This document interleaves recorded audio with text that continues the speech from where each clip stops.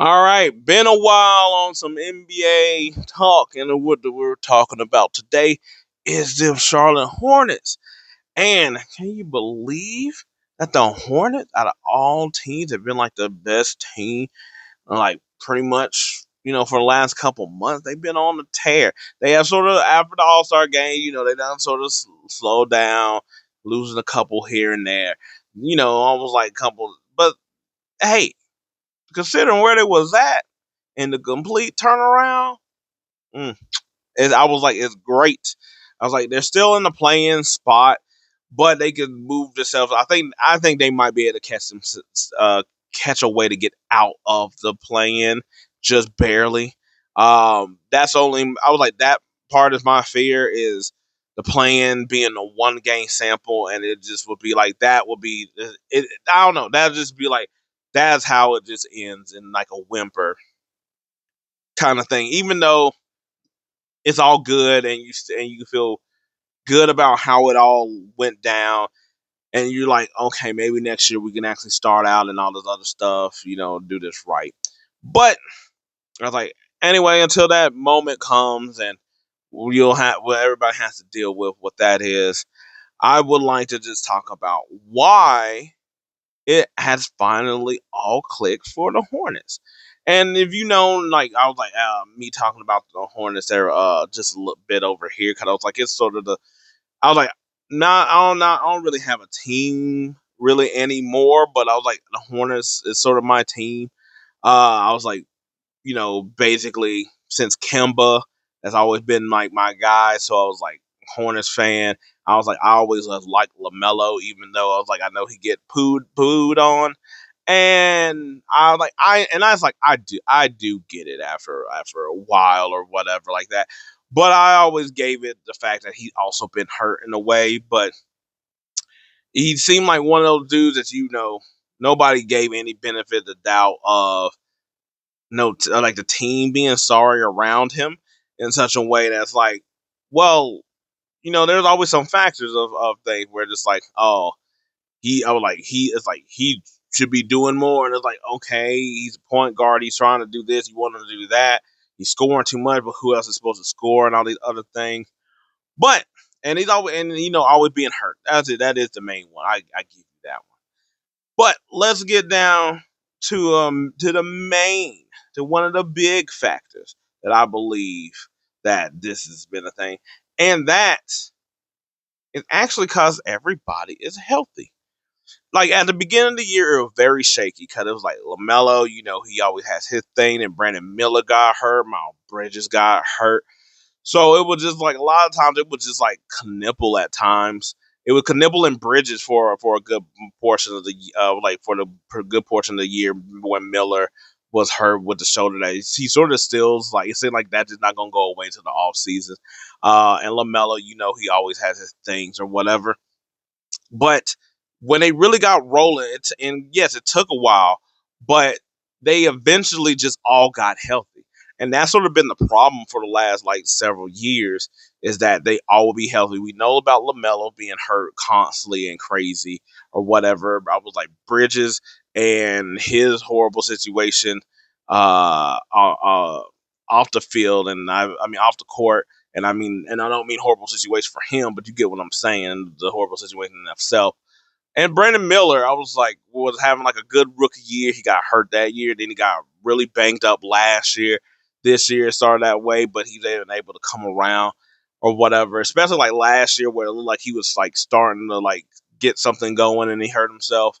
Um, but yeah, I was like, it's really come together because everybody is all healthy, all together. And to me, I was like, I think, especially, I was like you got to think if two of the like your 3, 4 top players is always hurt, then what can you really build?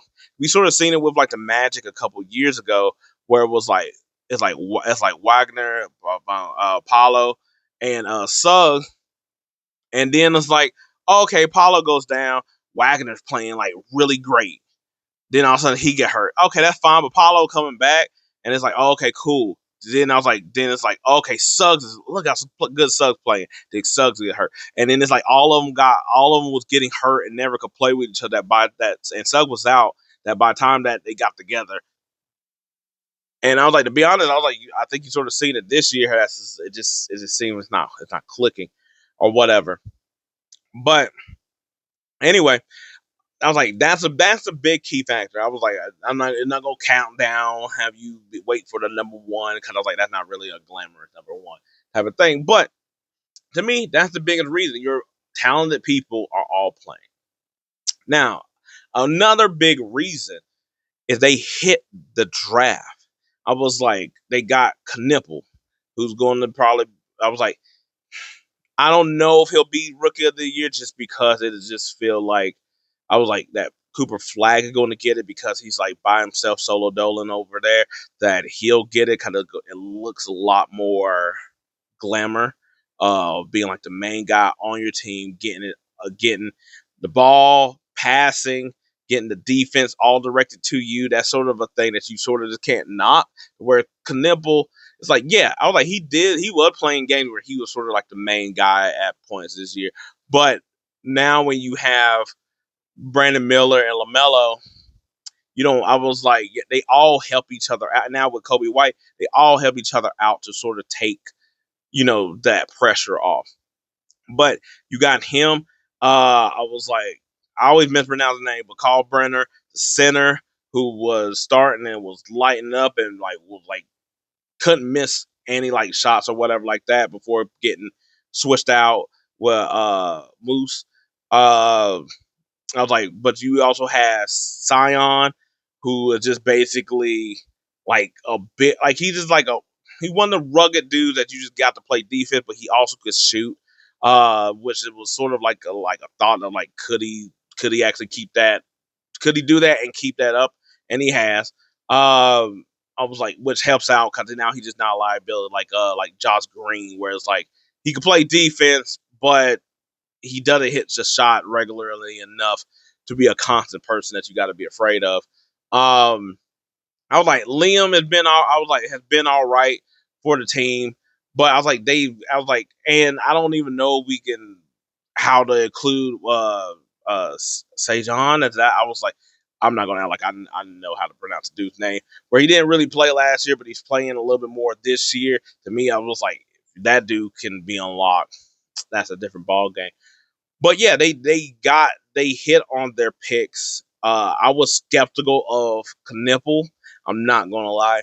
I didn't know how necessarily he would fit in with this team. That was really what my fear was. But I also think that not only did like Knipple and stuff like that, but they also got players from places that were also ready to go.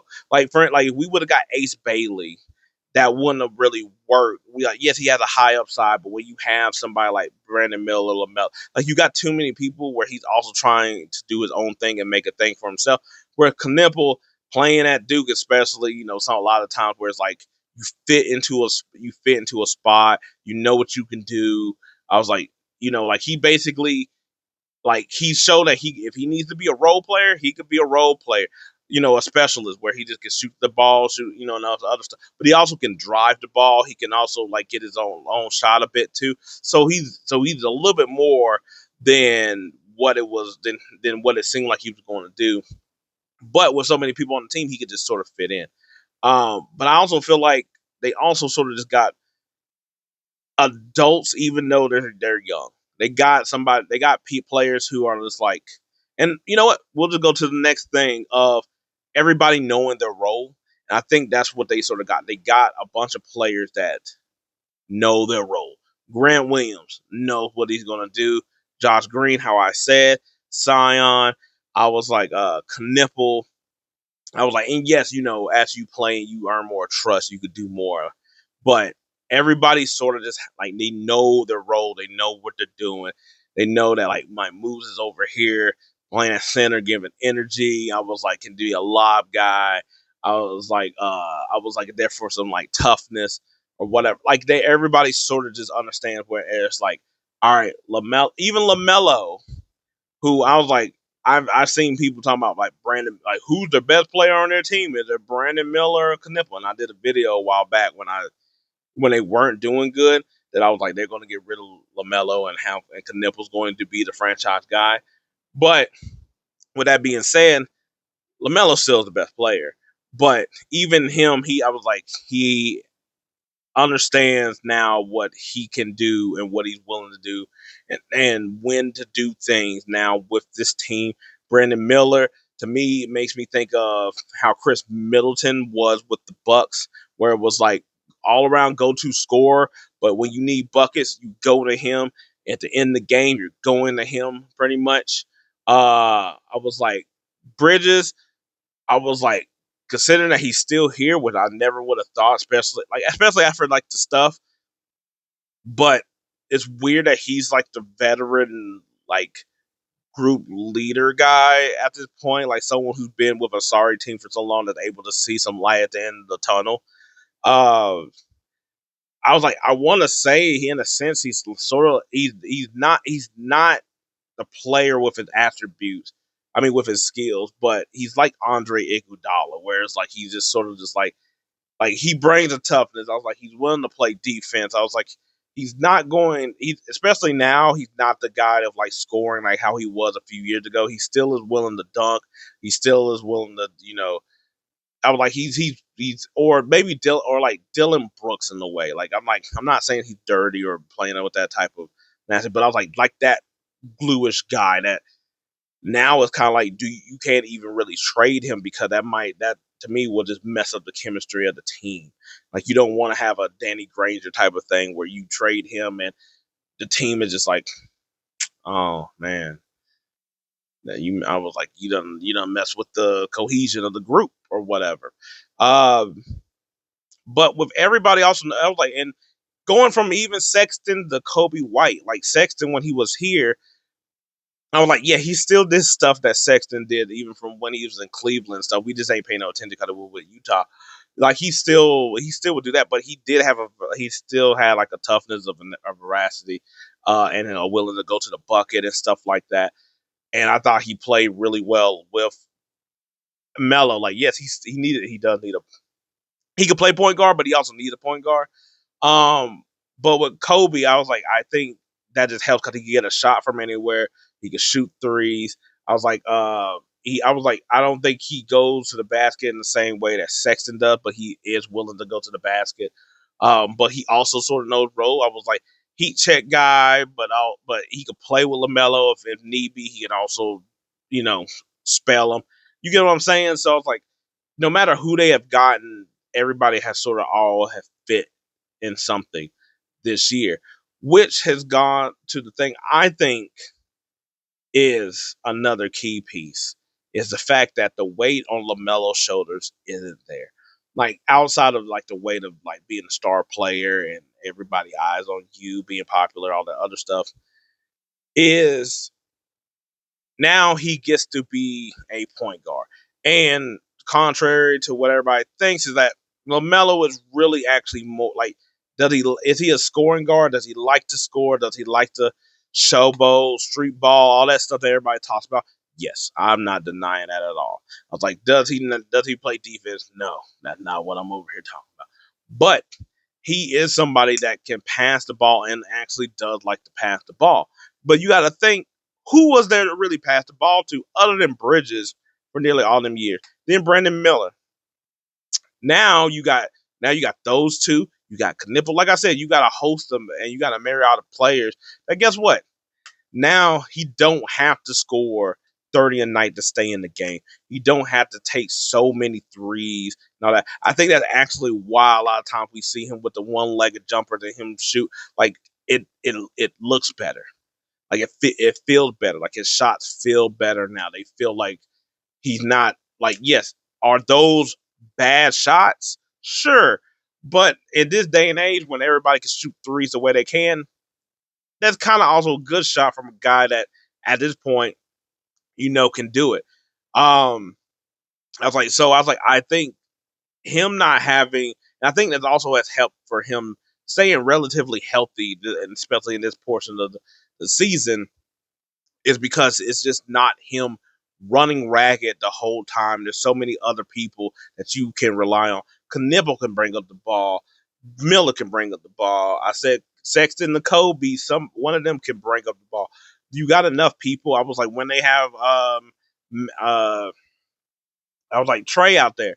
I was like I was like anybody can bring up the ball. They got enough people that can handle the ball out there that guess what? He doesn't have to do it. I was like, he still is a threat to shoot the three. So it's like you can't leave him alone. Like, is he gonna go to the basket necessarily? No, but you can't. I was like, but he still spaces the floor. He still is within the offense or whatever. I was like, he's a fast break type of guy.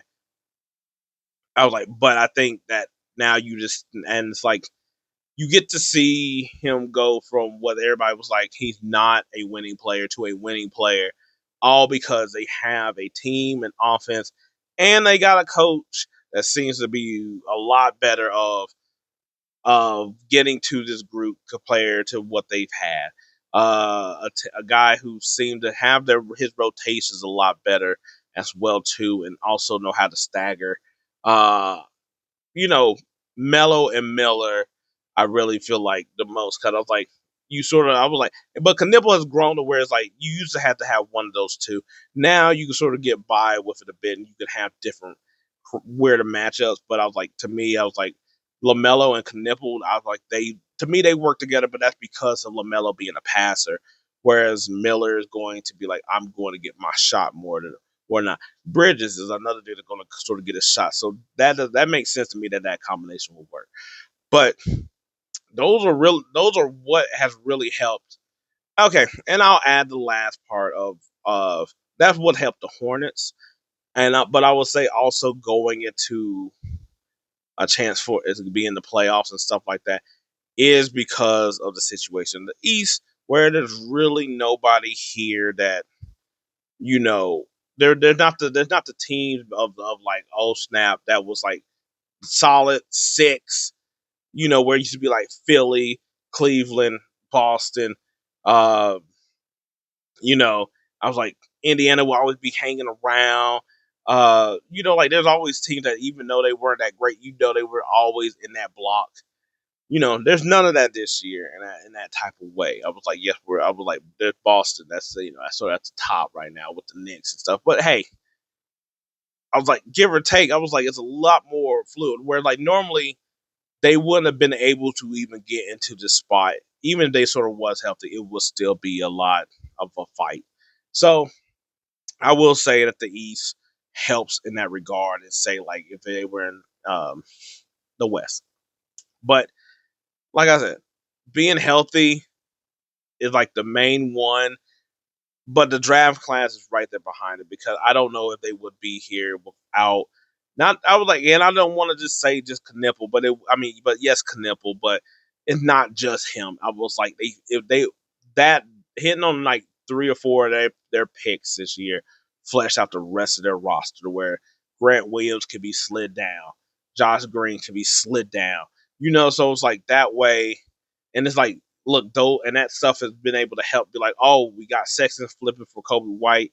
Like, these are sort of things that it's like, oh, this is sort of what good teams, especially like young teams, sort of do.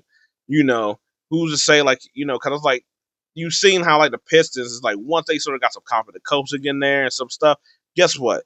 Now some of the players on there that you didn't know how they were, now they have developed. You've seen what Cade Cunningham is. So the Hornets now with some good vibes going on, I was like been able to turn it around. Anyway, did I miss something? Do you think there's something that made the Hornets as I was like their turnaround, or does them made them more impactful this season? Let me know. I was like, other than that, Buzz City, Buzz City, Buzz City. I don't even know that song. Somebody need to make something. But anyway, let me know. Until then, peace out.